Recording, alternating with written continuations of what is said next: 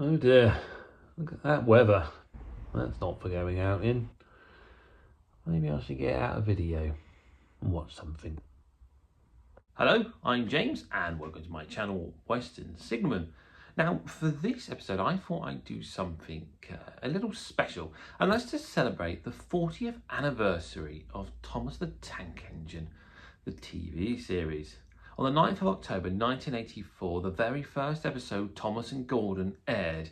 And since then, children have been delighted with this little blue tank engine, including myself and my boy. And so I thought, as a sort of dedication to it, and to celebrate the 40th anniversary, I'd create a diorama based as closely as I could on one of the sets.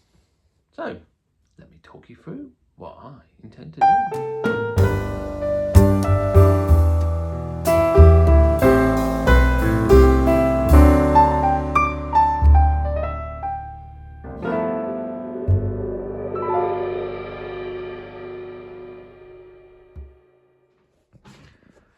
So in celebration of 40 years of Thomas the Tank Engine on the television, I decided to recreate one of the sets from the TV series in Engage and display it as a diorama, but not only that, as a box set disguised as an old school VHS, which I'm sure many older viewers may recognise this cover.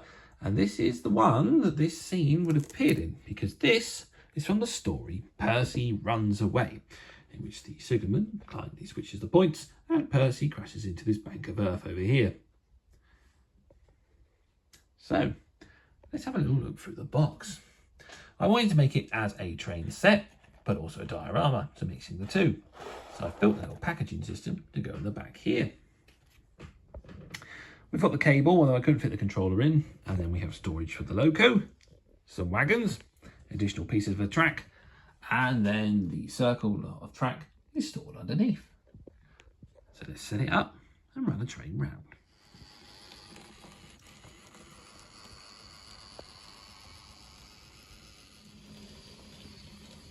So as you can see, the whole set comes out of the box, and the storage becomes the sky, and the diorama comes out at the front for the scene, so you can see it from all angles. Ah, here comes the star of the show. Off to Johnson trucks, I'm sure.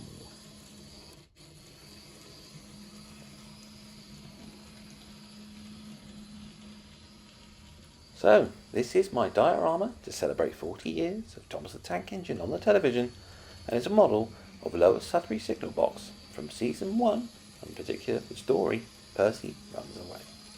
So why don't you come and see how I made this little scene.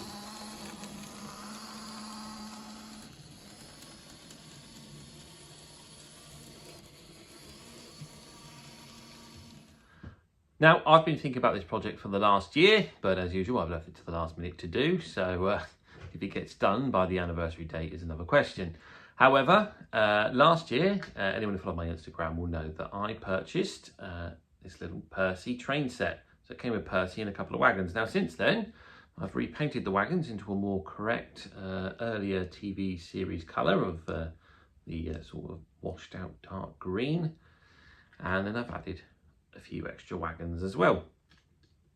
So, had a look through some source material, had a quick scan through some of the episodes, and I picked up what I could. So a load of old postcards, and then I managed to get from I think like an old junk shop, stroke antique shop, all these Thomas books. And I had a look through them to sort of try and get inspiration and ideas of a scene I could do. So I thought, well, it is Percy that I've got at the moment. He's the only one. So it probably needs to be a Percy scene. And I sort of narrowed it down to Percy's promise when he gets stuck in the water. But I thought that might be a bit difficult to do. And it's season 3. And I thought it really should be something from season 1. So I am going with Percy Runs Away. And I'm going to recreate this scene here where he runs into the bank of dirt. So I'm going to do the level crossing, the signal box, and the bank of dirt. I did think about doing Lower Suddery Station, but I think with the limited time I've got, I might be trying to attempt a little too much. So that's my idea. That's what I want to do. I'm going to show you sort of what I'm going to build on. Okay, so as it's a diorama, I don't want to go too big or too expensive material. So I've just got this offcut of 3mm ply, and I think I will base the seat on here. So we'll have the level crossing here, the signal box here, the siding that goes into the bank of earth here, and the 2 running lines here. So I'll represent that, and then a little bit of scenery behind there, etc. Now, as I say I want to be a diorama, I thought it'd be nice to be a working diorama. And have the trains run around in a loop. Now, the train set that the Percy model came with this track. It's not really much use to me for anything, really.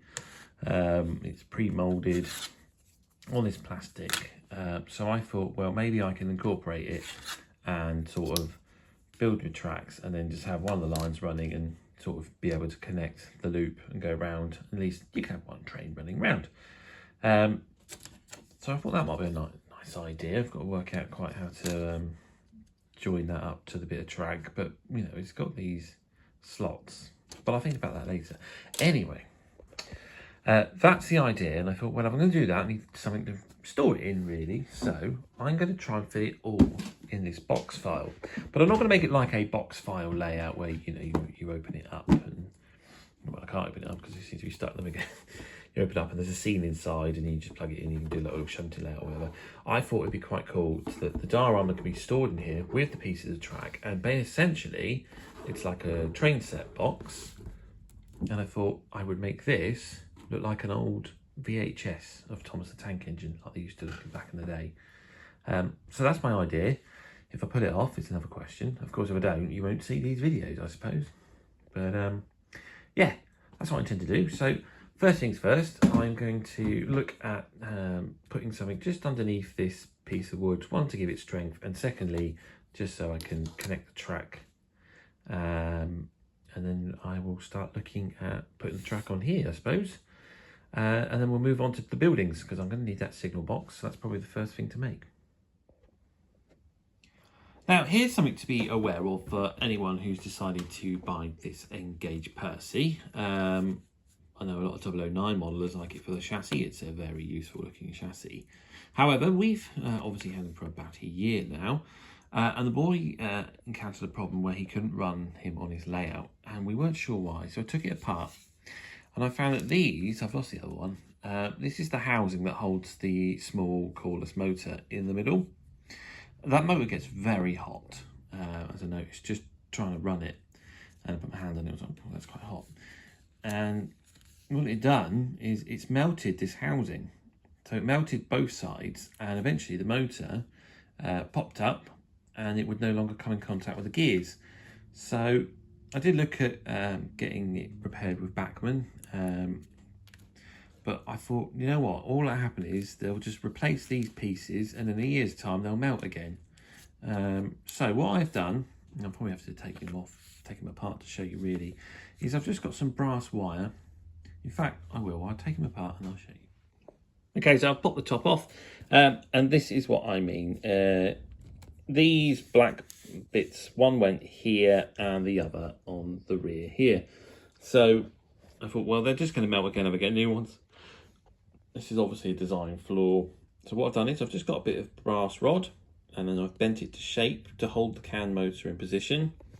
There's a little bit of plastic card just wedged between the gear housing and the motor, just because when you run it, I think in reverse, the cam motor will try and move away from the gears and then it sort of loses. So you hold that there and it doesn't move. And then I've done the same on the back. I've just put a bit of brass rod just to wedge that can motor into position. And there's a small piece of plastic card just to make sure that the motor is level. And that has solved the running issue with this little Percy model. So that's something to bear in mind if you buy this model and you find that it doesn't work. You might just need to adapt it like that. Alternatively, send it to Bachmann. I think it has a year warranty, and once it's past that, it's £26 they charge at the moment for it to be repaired, plus cost of parts, which I can't imagine they're going to cost too much. So, but yeah, something to be aware of. And so it was time to move on to building the baseboard. Not that this would be a baseboard in a traditional sense. There'd be no softwood frame with plywood top here. But I would use some mount board in hope that that would give us a little bit of extra strength to the plywood. How much extra strength a bit of mount board can give some plywood, I'm not sure, but I put a few battens underneath and then tidied the edge up with some strips all around the sides. I made sure that the height matched the height of the grey moulded track, so that everything was level. And with that all in place, and it did look very tidy around the edges if I do say so myself, it was time for the track plan. Not that there really was much of a track plan, it's essentially a loop of track with a siding and an extra bit of dead end track to make it look like a double main line at the front. I laid out where the signal box would roughly go and the level crossing, although these items are massively out of scale, with the car being in the 00 gauge range and the signal box in TT. However, this would give a rough idea of what the final scene would look like, comparing it to the shots I could get of the TV series and the very useful Wikipedia page, or Thomas Wiki I do believe rather than Wikipedia itself, that had photos of all the set props. A very useful source. And once I was happy with the position of everything, I got some flexi track, cut it down to size, and there was only one job left to do, and that was to glue it all in place. Although the siding was a little bit more tricky, as the flexi track kept trying to straighten itself out. That would need a little extra encouragement to keep the curve.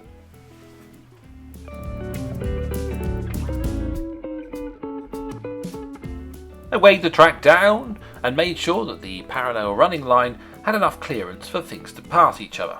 So I tested it with Percy and his troublesome truck before securing that in place with another coffee cup. With that all in place, I let the glue dry and then I set the whole track up to make sure that everything worked. Don't worry about this bit, all the engines stop on that black bit of track. If you've watched my 009 video of my Edward Thomas build, you'd see that he also stops on that bit of track there. It's the track issue rather than the loco issue. Some additional straights were created. This was on a foam board base sandwiched between two pieces of card and then spray painted blue with the straight pieces of track glued on. And with that all built and tested, I was happy with my little bit of track. It was time to move on to the scenics.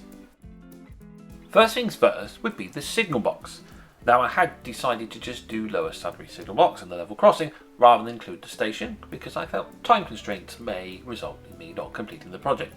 And that was a sensible choice to make because I certainly would not be done by now.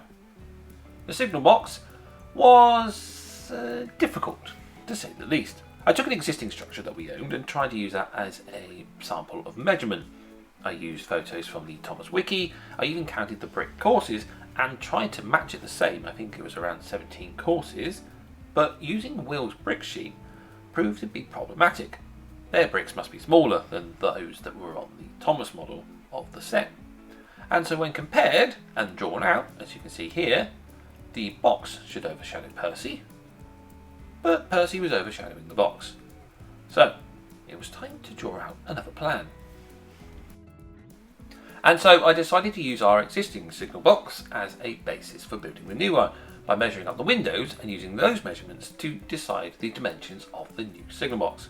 It seemed to work out quite well, with roughly 7mm per window, with an extra couple of mil on each side just to add for the batten work.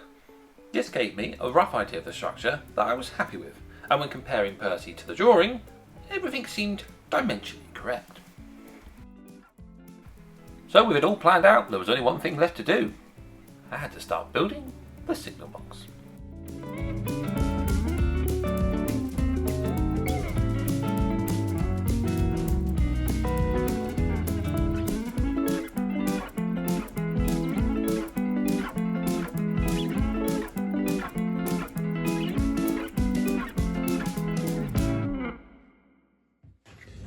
Right then, that's the base of the signal box all glued up. I've put a bit of white plastic card in just to strengthen it, just a bit of 3mm. And yeah, next job is the windows. So I am going to use this 20 thou card. Yeah, it's very thin, which should hopefully make cutting the windows out. So I'll do the basic shape for the box structure, and then I'll work on using micro strip for timber framing, and I'll have to work out how to work out those timbers because they're actually not straight cut. They're real sort of rough cut timbers if you look at the model. So I'm going to do that.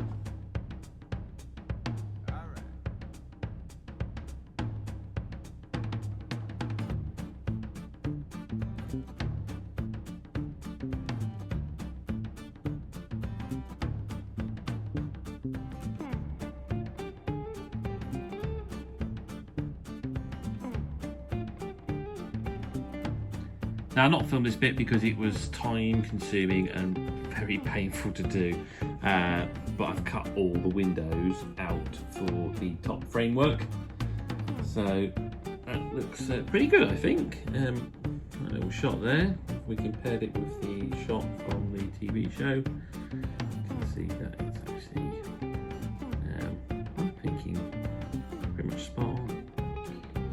So what I'll do next is I'm going to go and put the framework in. It's also going to need some windows, but I think I will glaze it once I've painted it. So I'm just going to get some micro strip and just put it all around the framing, and we'll do the barge boards and everything else as well that all goes around the sort of the cladding of the box as well. Sort of get it matching the prototype from the show. And so it will be the job of doing the cladding. Now, I have lots of micro strip, but unfortunately not in the right size required for the box. When counting the amount of planks on the side, I needed strips that were going to be 2mm wide to go from the top to bottom. And none of my strips were suitable, so there was only one option for it. I'd have to take some plastic sheet, cut them into 2mm strips myself, and then knock them up so they looked like rough cut sawn timber, and then attach them to the signal box. Along with the timber planks, I was going to need some batten work to go around the windows. Fortunately, I had some square microstrip that I could use to produce it.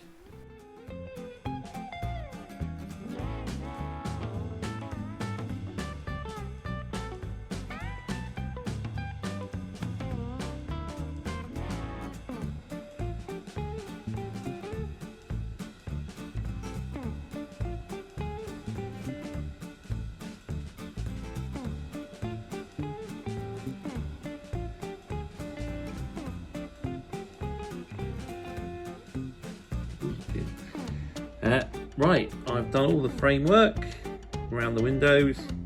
These bits that are left, that's where the cladding goes. And you look at the image, it's a bit odd to me, but that's the way it is. So that's all around there. Same on this side.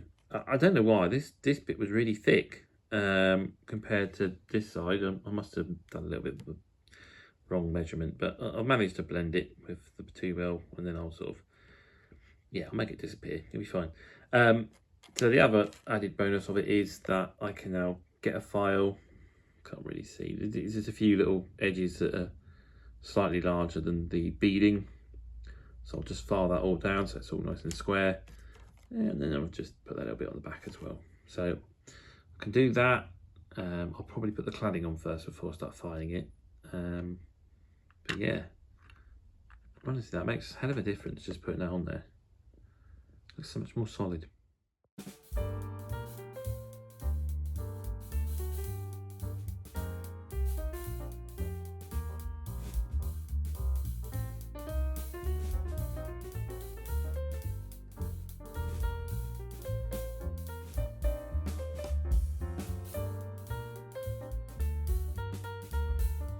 Right, just to show you then, this is the lap board all sort of laid on one side. So it's just a styrene strip cut down, and then try and get the angle right because the light's a bit.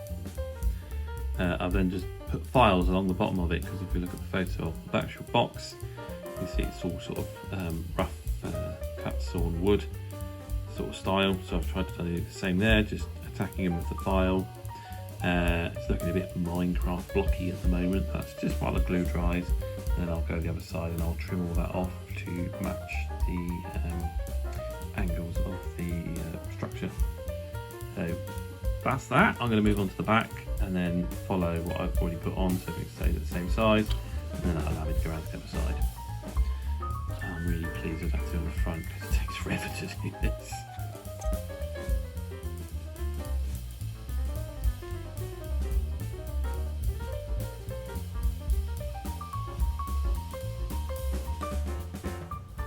And that was the cladding around the box complete.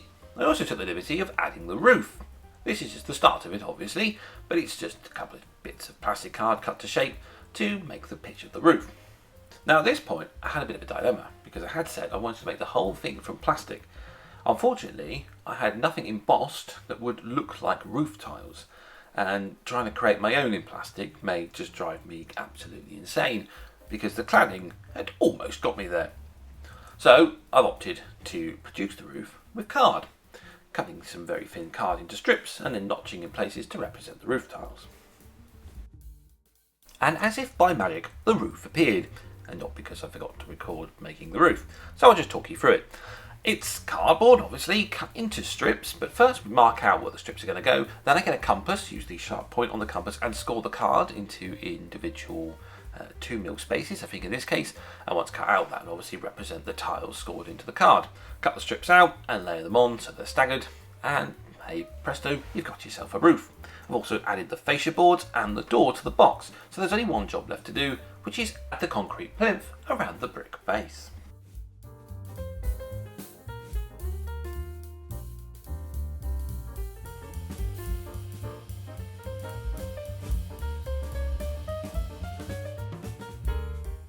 And that was the plinth added. You may also notice the addition of the steps. Now this one I didn't forget to record, I chose not to, because they were incredibly fiddly to build, and trying to sort of concentrate on building them and make sure that the camera's got everything in shot, it was too much to ask for. So they are built from micro strip, they are very fragile, very fiddly. As close to the prototype as possible. There's an additional supporting beam that holds the steps up, because when you look at the prototype, the steps are actually joined to the wall of the signal box, but this would have proved very difficult, one, to model, and two, to paint. So I opted not to. In fact, in the original footage, you can see me pointing that out right now with this yellow pencil. So that's the staircase built. I think that looks quite nice. There's only 7 steps, and that's how many are on the prototype. There's not enough steps, quite clearly, for that scale. The signalman's going to have to hop up those steps to get to the top, but as I say, I'm trying to model it as close as possible. So there's only a few jobs left. It's the glazing, the guttering, the downpipe, and the name-board, and obviously painting. Right then, I am going to move on to painting the box. So I'll just give it just a dusting in a white primer, nothing too heavy. I had a little scrap piece. I've just done a bit of practice of how I'm going to do this, because the brickwork is very shallow in the grooves for the mortar, but I've just took some life colour lime mortar.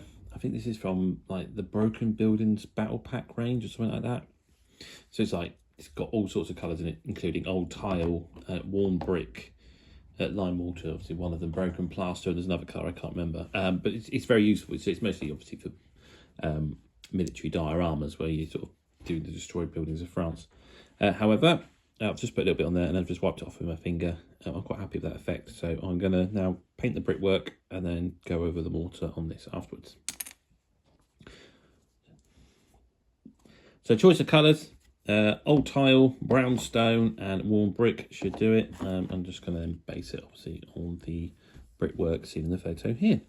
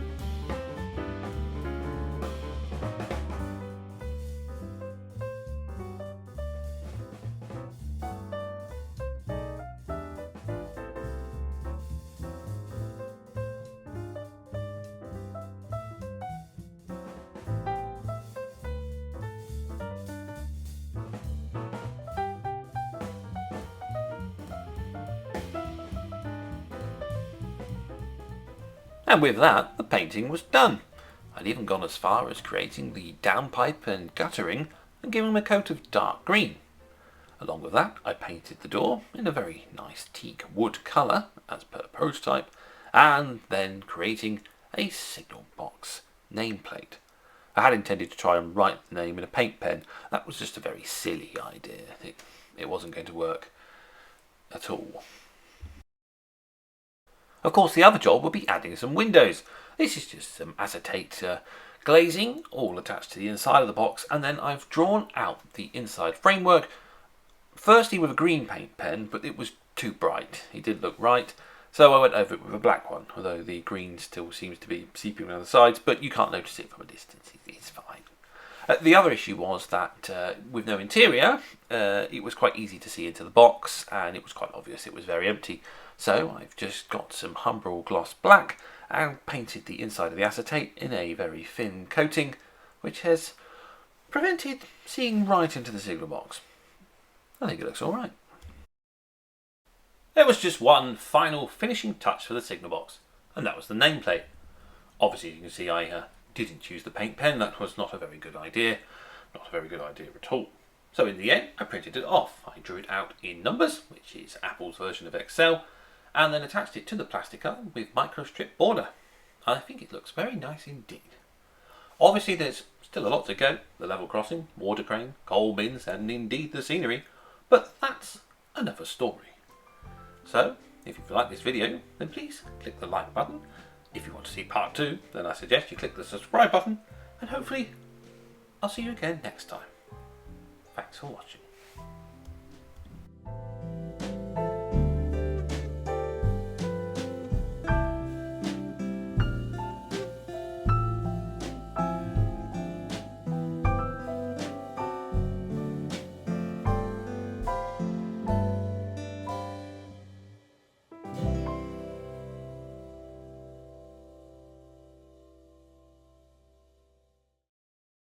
Can't wait for part 2? Well, why don't you try something else that I've made whilst you're waiting? Got podcasts, layout builds, and exhibitions, so there's plenty to choose from.